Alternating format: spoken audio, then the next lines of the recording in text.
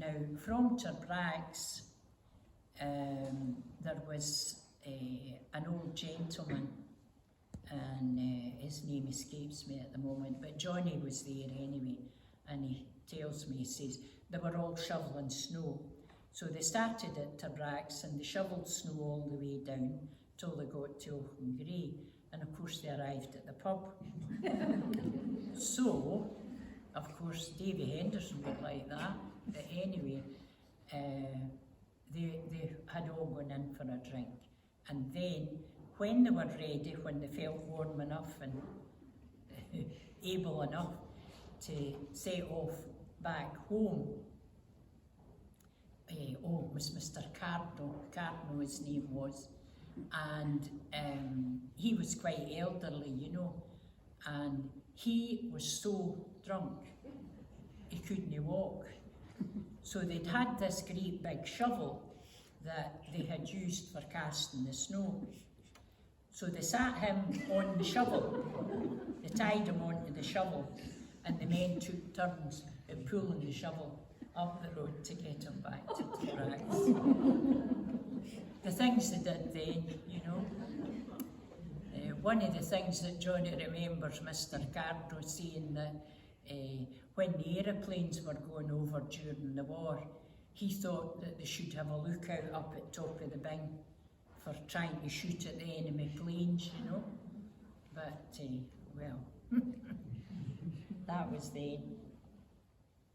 Oh aye, one of my photos is of the big mill at Mid-Auchengray, so you can have a wee look at them later if you're interested.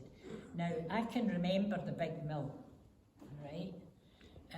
I remember it, I don't remember it at Auchengray, but I do remember it at Muir Hall, right? Which is not one of the farms I'm going to talk about, but I do remember that farm belonged to the Lathams.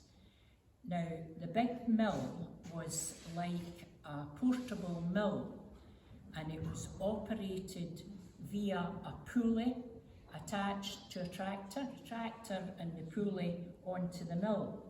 And then parked next to that would be a trailer stacked high with sheaves of corn. And you would probably have maybe two people, at least one anyway, with their hay fork, throwing the sheaves up onto people at the top of them, on the very top, on the roof of the mill. And what they did was, they always carried like a penknife in their pocket.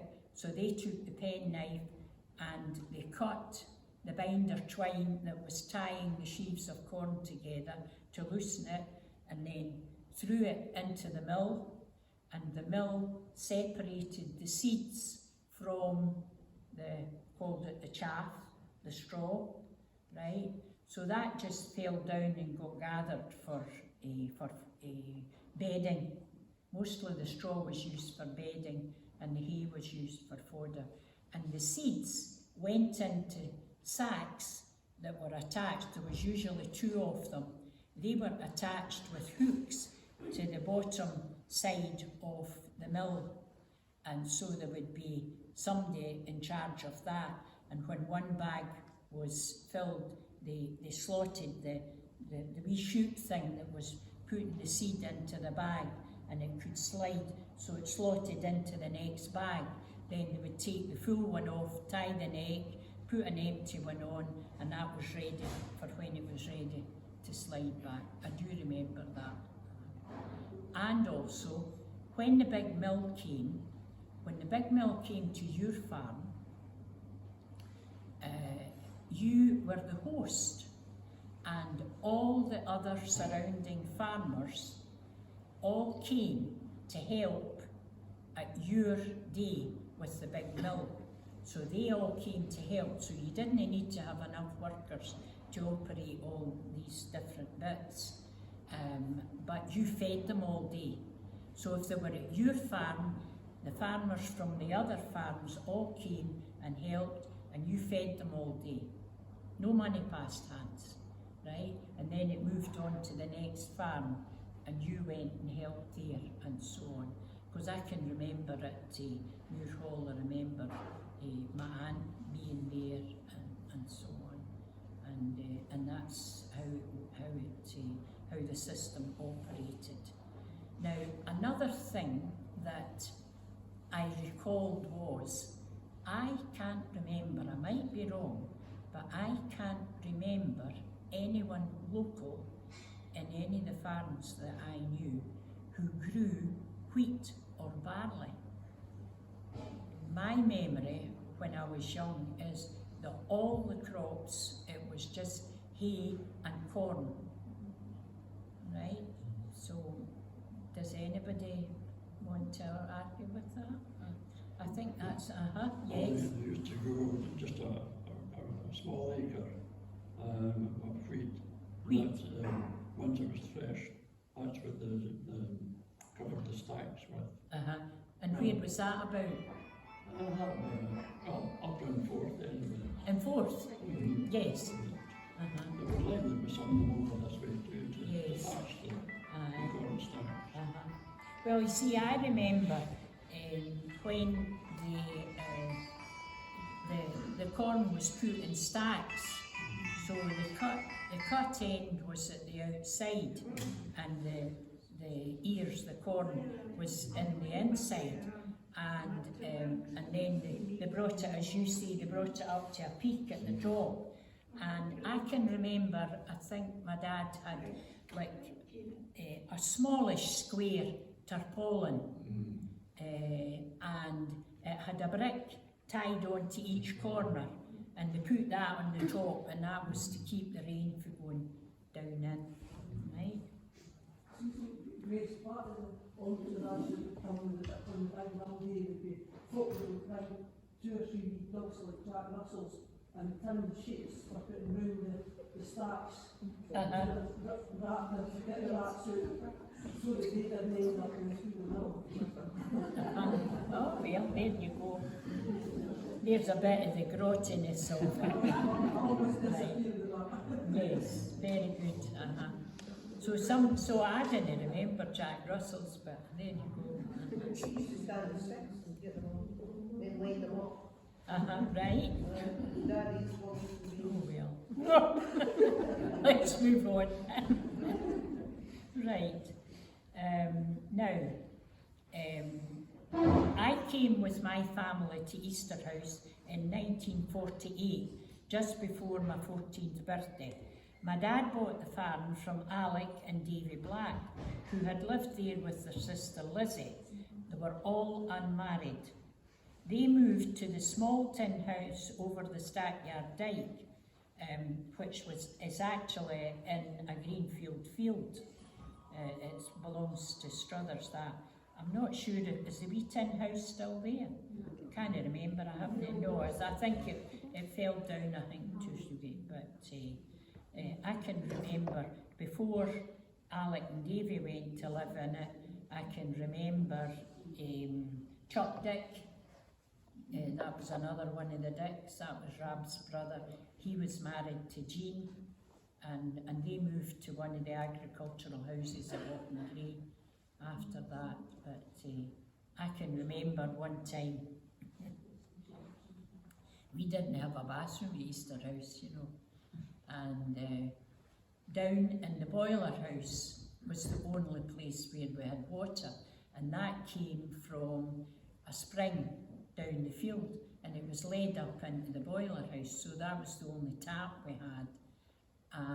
And there was a big built-in boiler where my mother boiled water for doing the washing and all that, you know. So my dad, I think at one of the term sales, bought this big bath, and it had a really old-fashioned stopper in it. It was a column, and you turned it, and it plugged in, you know, and then to let the water away, you turned it the other way and the water came out. So now and again, there would be enough hot water in the boiler, and I could have a bath. So I can remember one time, Mrs. Dick, Jean, she had come over to my mother and said to her, do you think Grace could put my curlers in for me? She says, I've washed my hair and I need my curlers in, you know. My mother says, oh, she's down in the boiler house, so fine. Mrs. Dick came in and she was not unfazed at all with me sitting in the bath. So she says, that's fine. She says, you can just put my curlers in. So I had to get out of the bath, sit on the edge of the bath and put her curlers in. Oh, it was a scream, really. But there you go. So, I'll tell you all the things we had and didn't have. Right. We had no water in the house, no electricity. We had built-in beds with panelled doors in the living room. Right? I can remember them. They were white panelled doors and you could, you know, it was like a double bed and you could shut the doors and that was you. You were ensconced, you know.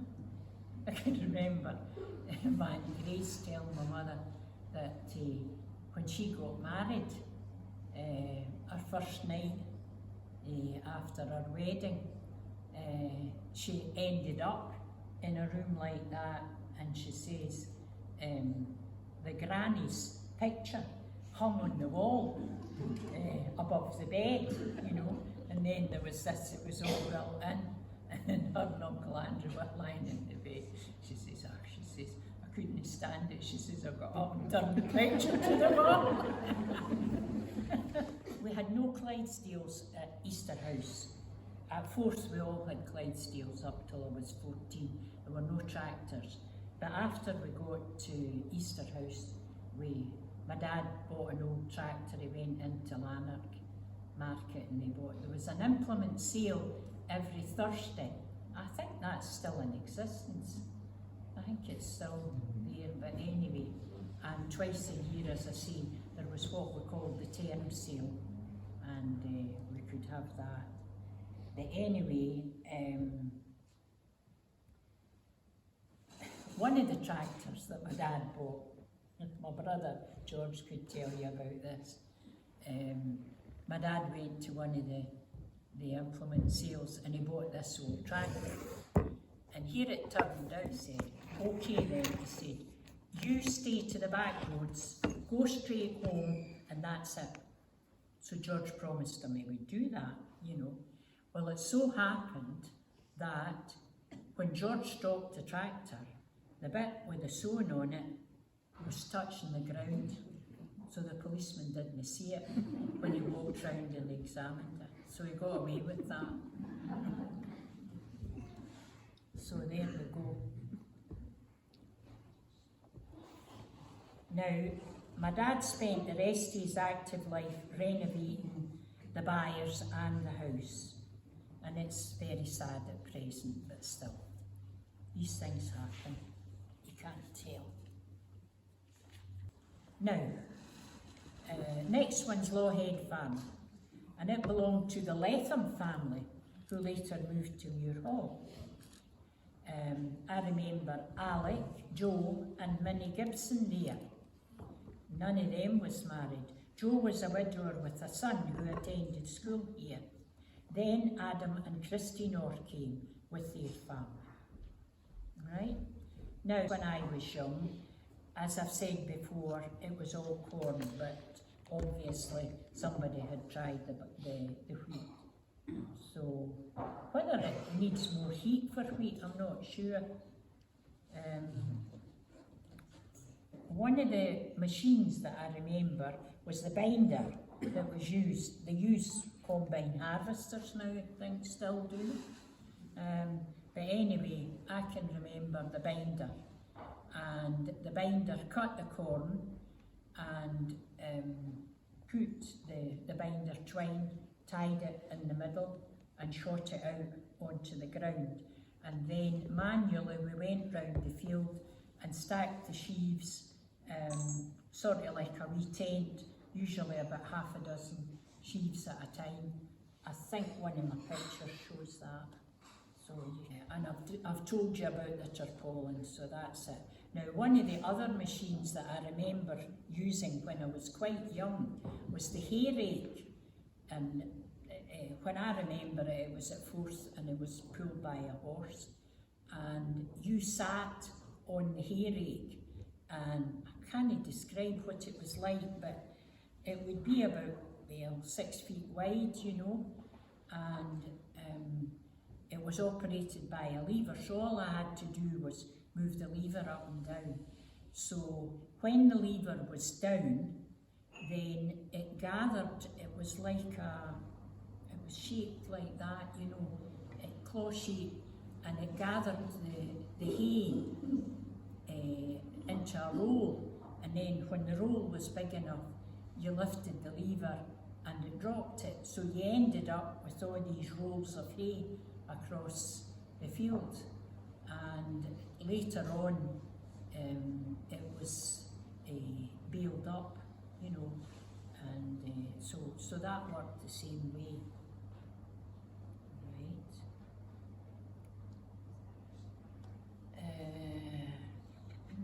Right.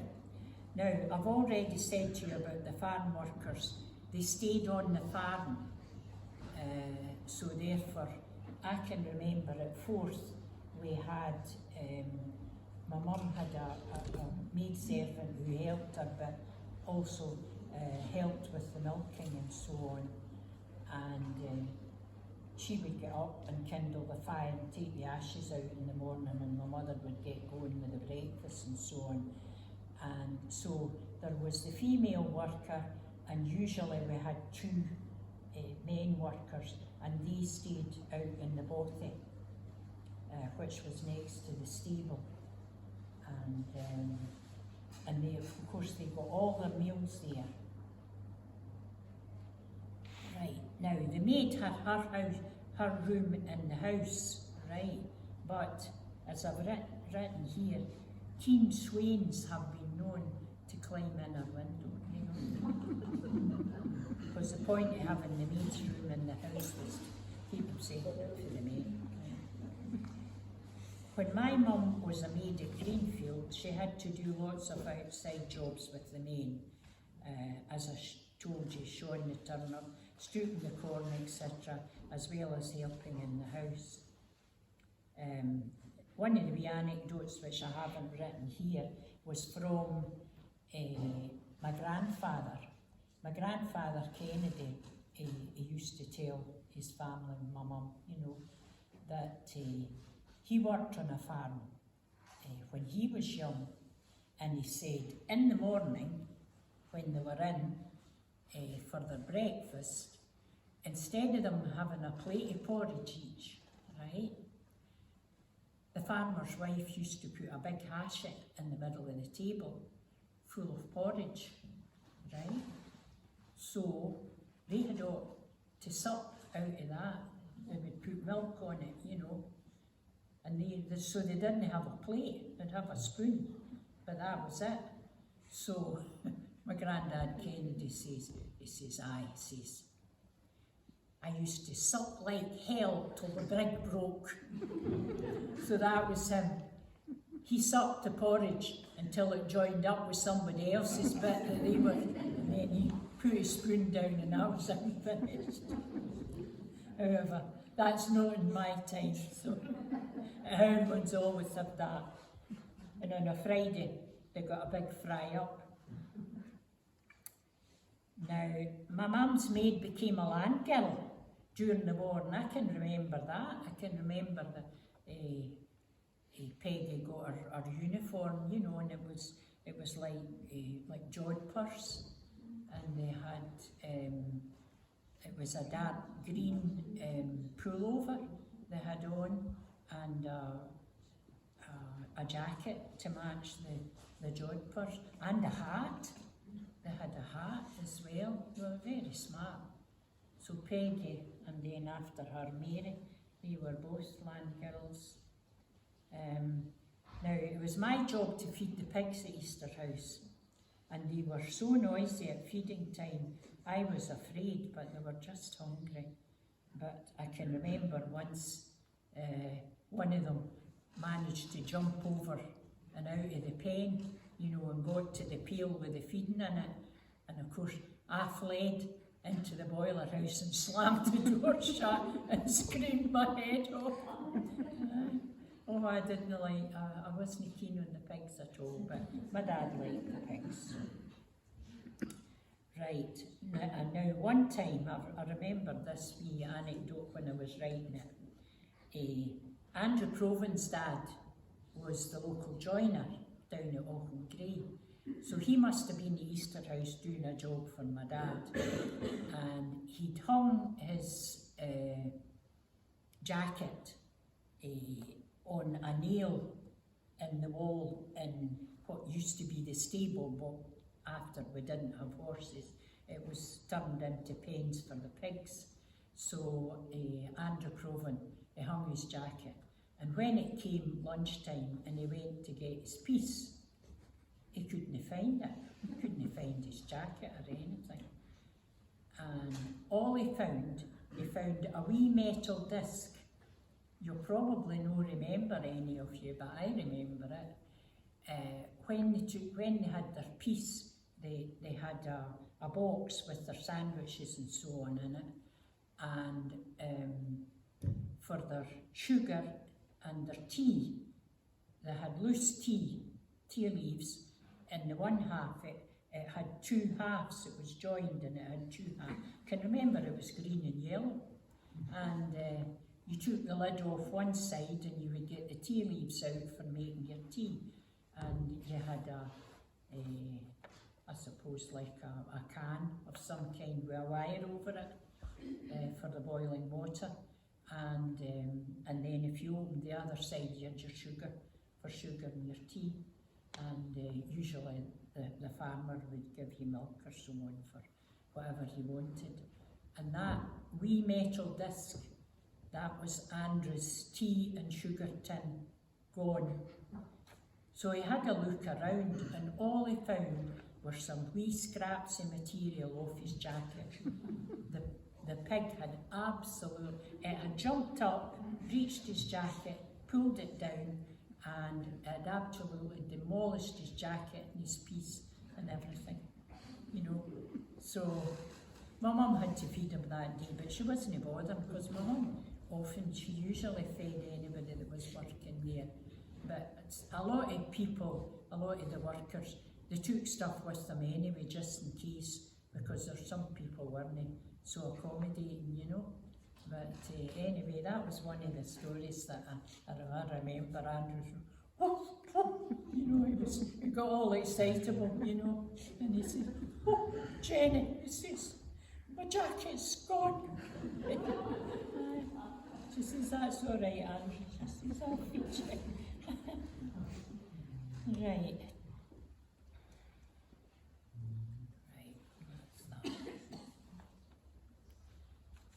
Now, I wanted to tell you about this job that I had to do during the winter.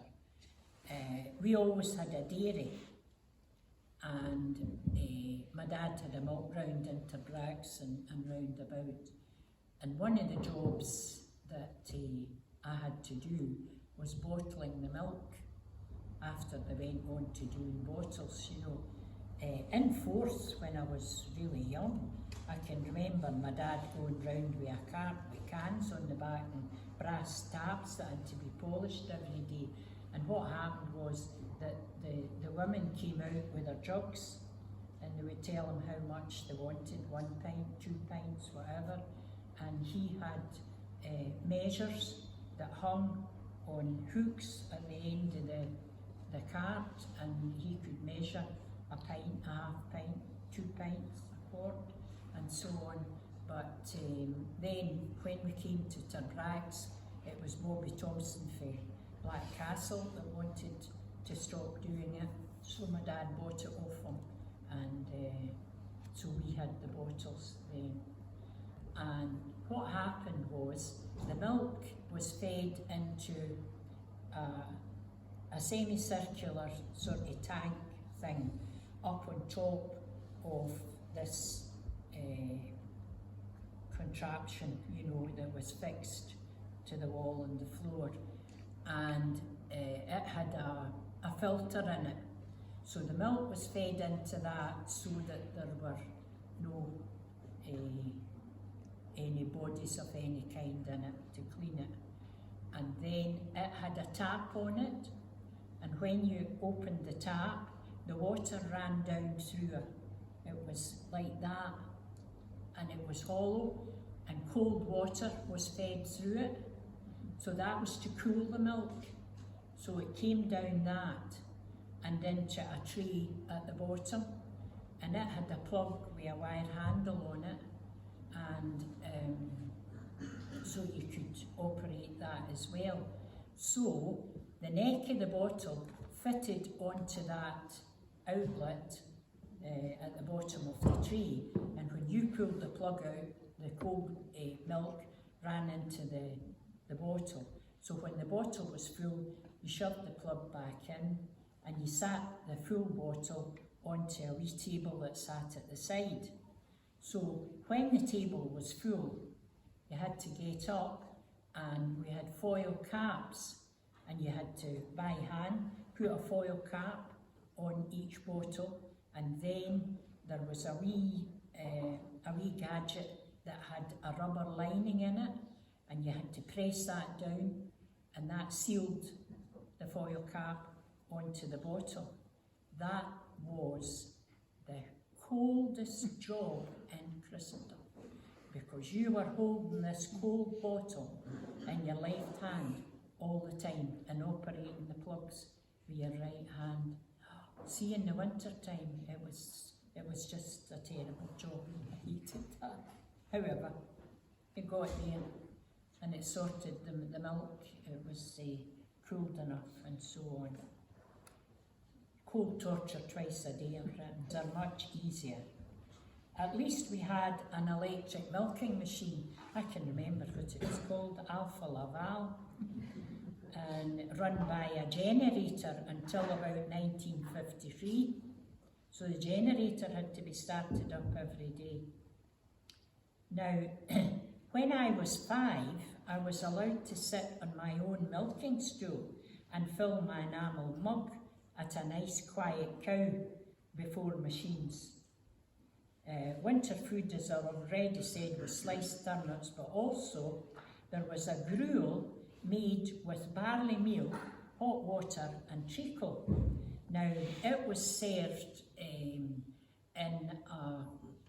it was sort of like a big bath thing on wheels, and it had a handle at the end of it, and the men could push it up and down what we called the by and walk, you know, and there was a big a scoop with a wooden handle on it, so each cow got a scoop out of that, and that was nice and warm, you know. The water was probably boiling when it was put in, but by the time it was mixed with the barley and the treacle, it was just nice and warm for them to eat, and they got a scoop of that in their own feeding trough.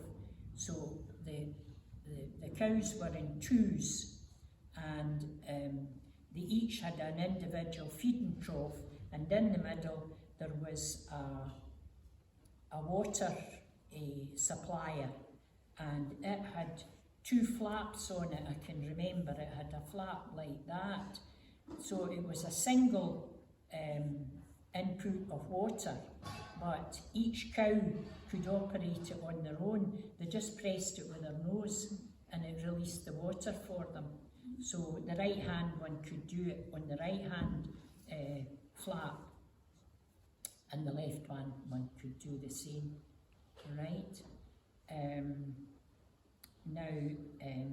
See, my dad bought the treacle in a barrel, like a big barrel, an absolute barrel. So he would buy a barrel of treacle.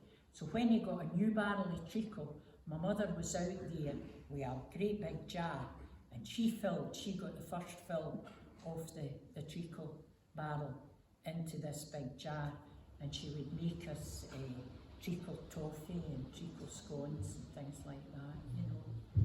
Right. Is my time going? You take your time as long as you want. Oh. Right. nearly there. Right. Treacle toffee, scones and gingerbread. Heaven. I think I better stop. But can I brag about a local relative? I don't know whether any of you have seen it or not. Donna Kennedy. Anybody know the name? Carnwath, that's right, yes. Donna Kennedy is my cousin's daughter, and she has recently had a statue unveiled. John Kennedy's daughter, Annie. John Kennedy's daughter. Then John and Rita. So Donna's dad was my cousin John Kennedy, and he was born and brought up in Tarbrax, and then they moved to Carnwath. So Donna was born and brought up in Carnwath. Now I think she lives just over the border into England, I think, but she has got the most rugby caps for Scotland of anyone, man or woman, and we're very proud of her.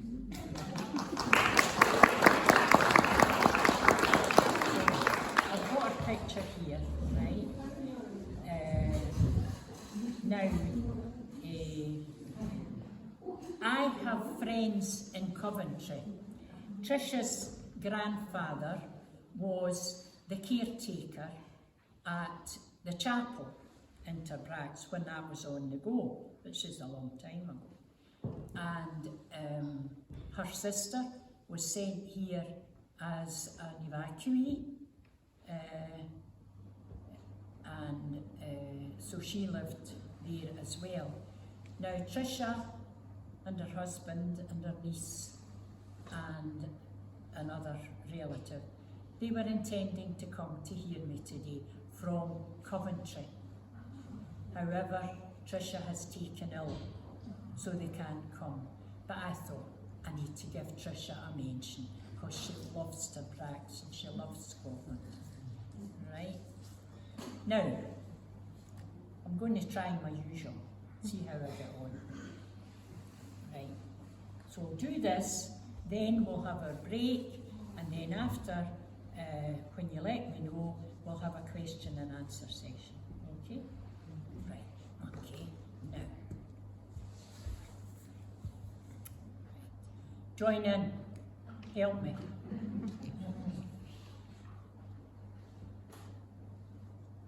As I was slowly passing an orphan's home one day, I stopped there for a moment just to hear the children play. Alone a boy was standing, and when I asked him why, he turned with eyes that could not see, and he began to cry. I'm nobody's child, I'm nobody's child, I'm just a flower, just growing wild. No mommy's kisses and no daddy's smile. Nobody wants me, I'm nobody's child. Some people come for children and take them for their own, but they all pass me by, and I'm just left alone.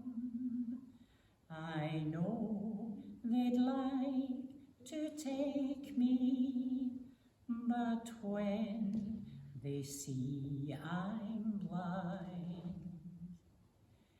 they just all pass me by again, and I am left behind. I'm nobody's child, I'm nobody's child.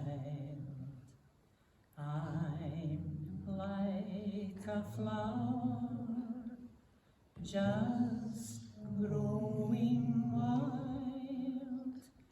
Nobody's kisses and no daddy's smile. Nobody wants me, I'm nobody's child.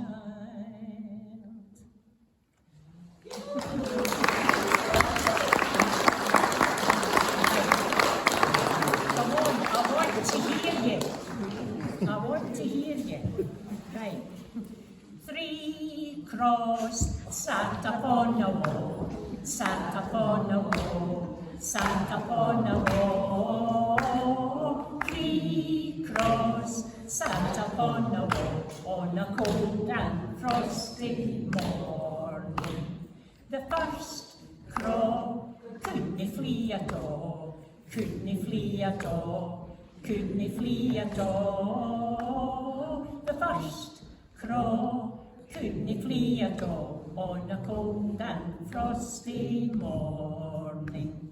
The second crow couldn't find its maw, couldn't find its maw, couldn't find its maw. The second crow couldn't find its maw on a cold and frosty morning.